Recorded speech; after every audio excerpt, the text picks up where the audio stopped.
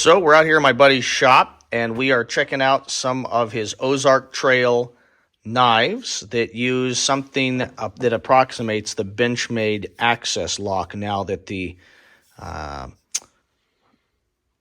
patent on that has expired. So take us away, my man.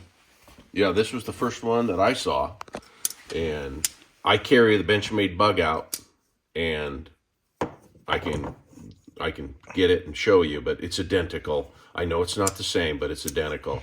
I've carried it for your practical uses. 8 years. You've carried every day in my pocket, and I liked it because it was deep pocket carry. Deep pocket carry.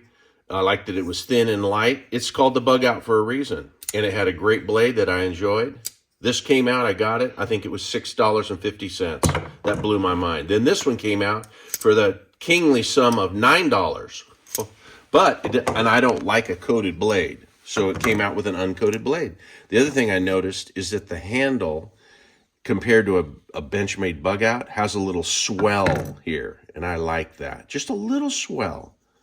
Now, this stud is longer than a Benchmade bug out. So it did eat up my 511 pants a little bit right there. It's a little rougher. Just a little bit longer. Then just last week, and I have no idea, but I got this last week, $6.50. In a prepackaged little clamshell that you don't have to talk to anybody. You can just take it up and purchase it yourself. It's on the counter. You don't have to ask for it to be brought out of the cabinet. And it's flat scales. Yeah, so let's see that.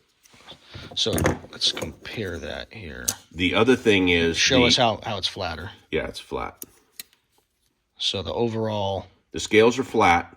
And it doesn't have a full steel No metal insert. So it's got a partial steel insert. No steel insert. And... See, guys, you can see there, that's got a full steel insert. Full steel insert there. Open the blade and show us that one. And then this has just got insert. A little bit right to that point is where it ties in.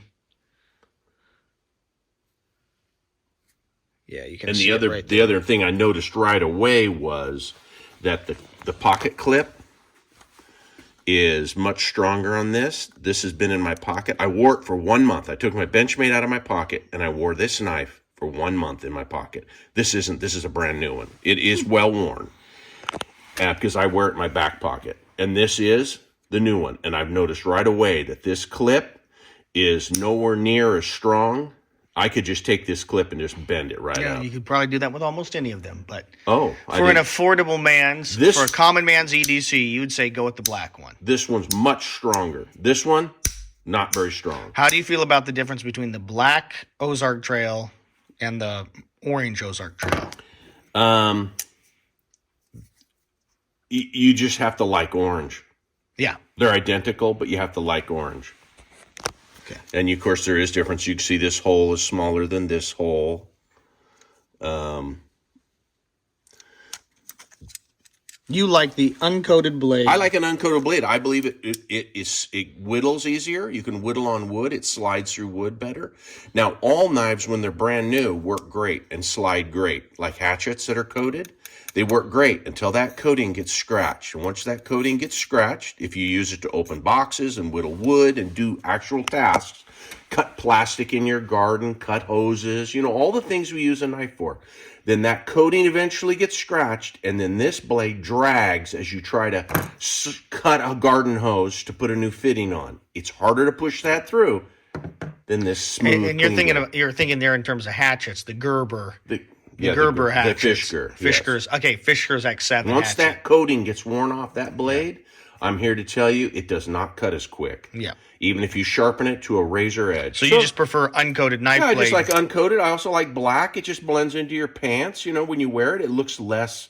this is kind of ghetto. But it's great if you're out in the woods and you drop it. You can find it.